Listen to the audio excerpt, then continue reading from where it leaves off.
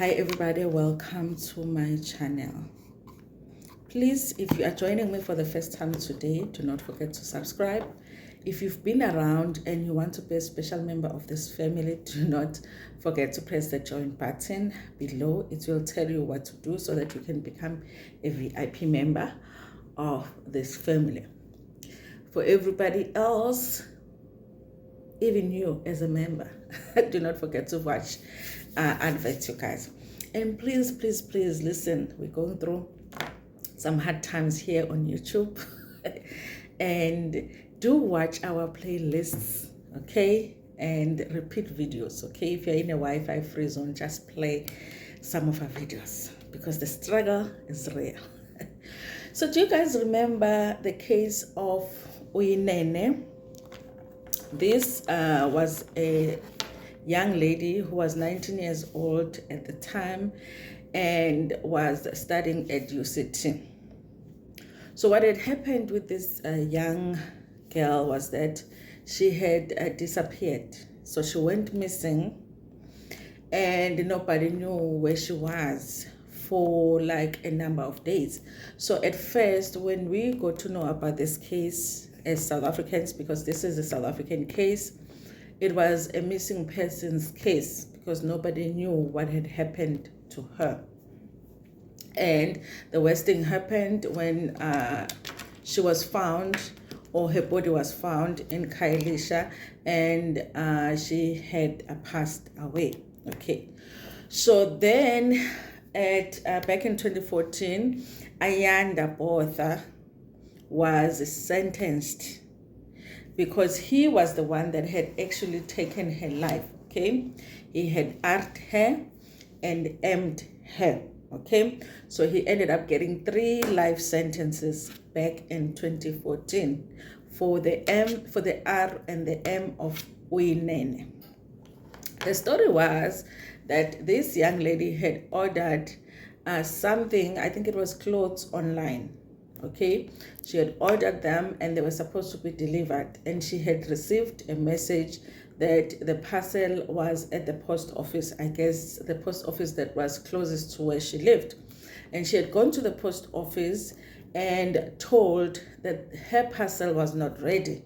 Okay, remember this is a young girl, she's like 19 years old, because had it been me, maybe I would have been like, it's not ready. How? I mean, if it's been delivered to the post office, because the post office doesn't need to do anything to the parcel.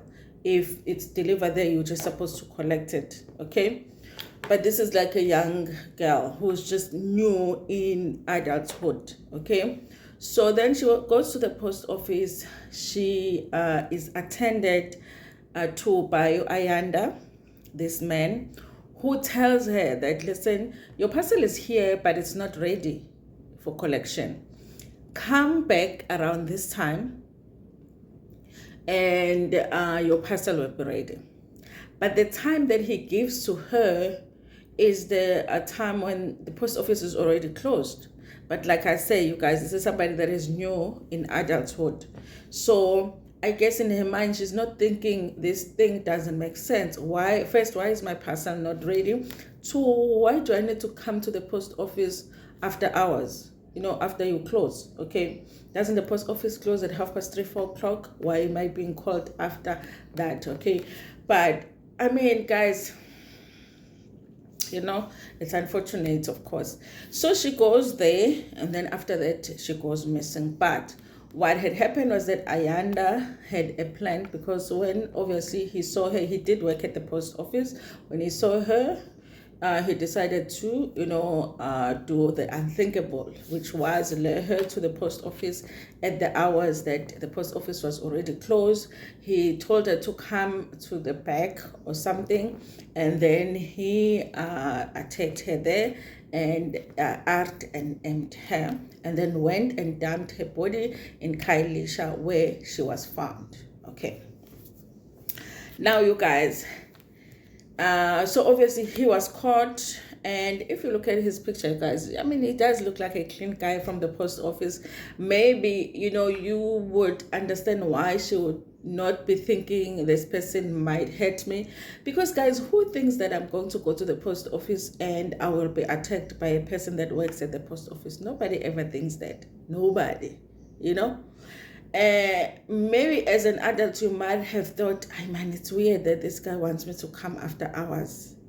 But I can see how for a young woman it happened that way. Now you guys, there was a court case. He was sentenced 3 life sentences. Okay, only because we don't have death sentence in South Africa. I don't know who made a decision, but they made it. Okay, so now you guys, they're saying this guy, Uyanda Botha, is now attending another case. This one is of attempted R. The interesting thing about this case that he is attending now is that it's a case that happened 5 years before he even met Uyinene. He had gone to this nursing college and visited this student who was 21 years at the time. He went to visit her, and when he got to the house, he found her in the bathroom taking a bath, and he attempted to R her. And she managed to fight him off. And then that's where the case comes from, because he attempted to R her. Now think about it, you guys. The fact that 5 years before Uyinene dies, there was somebody else that had reported this guy for attempted R. Had that case been taken seriously and this guy got arrested, there's a chance that Uyinene wouldn't have met this guy at the post office. But obviously it wasn't, because he was still working 5 years after being accused of the first attempted R. He was still working at the post office. So obviously the accusations didn't affect his life. Apparently, they had said that at the time, the witness had not attended court, which possibly, maybe she was scared. I don't know, you guys. She had not attended court. And so I don't know if maybe they just, let go of the case or whatever. And yes, you guys. So it just, like, waphela kanjalo about the case up until Uyinene's case came up. Then when they realized this is the same guy that had been accused of an attempted R 5 years earlier, then they went back to this case. So now he is attending that case of an attempted R. They say that the witness has already come and testified in court. It was recently postponed, but she has already come and testified and everything in court. And yes, you guys, so it's attending that case. I do feel like in South Africa, when it comes to especially like crimes against women, it's only taken seriously once a woman, but it's not even all the time, but mostly it's taken seriously once a woman dies. But so many of the deaths could be avoided if the attempted R's and the R's where a woman, lives, gets to walk away, if those cases can be taken seriously, there are so many cases that wouldn't get to a point where there is death, like there's a woman that has passed away. Because like a man that makes a plan to kidnap a woman, R her, and then ends up killing her, the person that makes that plan, you guys, is likely not making that plan for the first time. And if they are making a plan to do that to a woman, chances are they've attempted to do it before and maybe they failed, and they decided, you know what, if I'm going to do this, I need to plan it well. Then they plan it well and then they are successful. Okay, so a lot of the times, by the time they get to the R and the M, they've attempted the R a number of times. Sometimes they've even gotten away with the R. And you can't tell me that for men that end up R'ing and killing a woman, that is like it was their first time. They just suddenly had a thought to R and K a woman, but they've never had that thought. They've never attempted it before. They've never been able to get away with it before. It's unlikely. So if those cases of attempted R and Rs were taken seriously in South Africa, I do feel like we could avoid so many of these cases where women end up dying.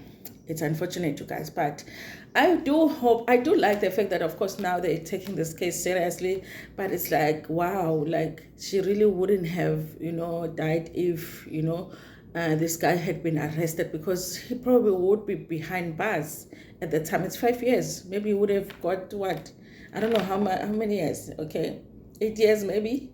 I don't know, guys, but I just feel like he wouldn't have been out and be able to do that, and maybe they would have scared him from, even if he got 5 years. Let's just say 5 years, if he got 5 years for the attempted, but he never did, and that's why he ended up being able to do it to Uyinene.